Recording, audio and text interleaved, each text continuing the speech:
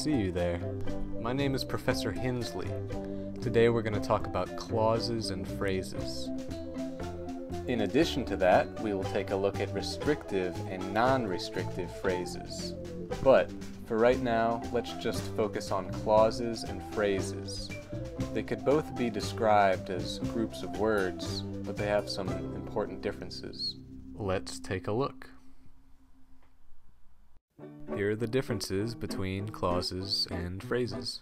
Now, clauses have both a subject and a predicate, but phrases, they don't have a subject or a predicate. Not a whole lot going on there. But clauses can be either dependent or independent. An example of an independent clause would be something like, Professor Hinsley reads books. Now, a dependent clause would be something like, when Professor Hinsley reads books.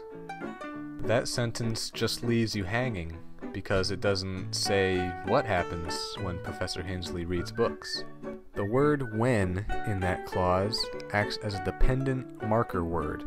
These words will let you know that something is a dependent clause or not. Some other examples include if, as, while, or though.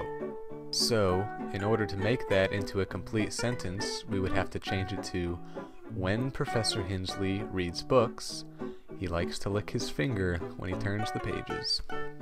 Now, here are some examples of phrases. Well done. Good work. Great job. Okay, so those were just the bare minimum basic phrases. There are actually 7 types of phrases that are a little bit more involved than that.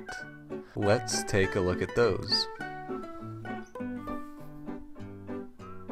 A noun phrase is a phrase that includes a noun. An example would be, the intelligent professor.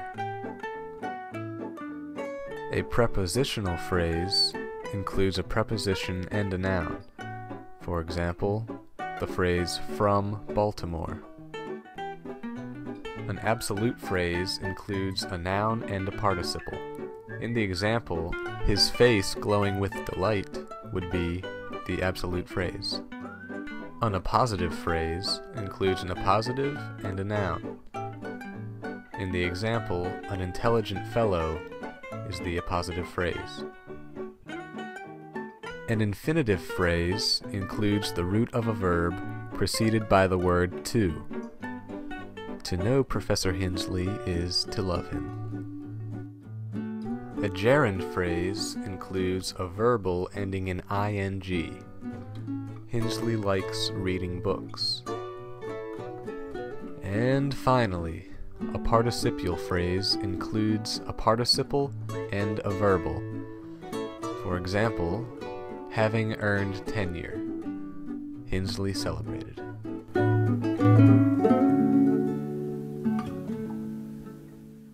Now let's move on to restrictive and non-restrictive phrases.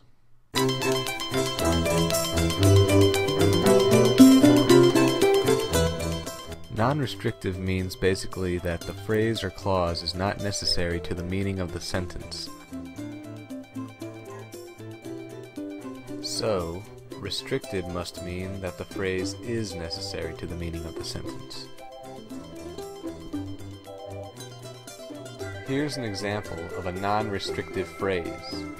This mustache, which tickles my nose, is very well groomed. The fact that my mustache tickles my nose doesn't change the meaning of the sentence.